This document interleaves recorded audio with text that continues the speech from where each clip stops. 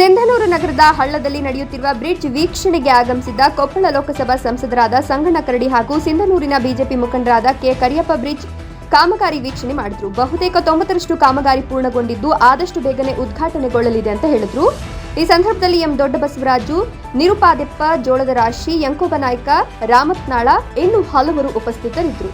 ಯಂಕೋಬನಾಯ್ಕ Bhutaladinni, NKS TV4 Sindhanur.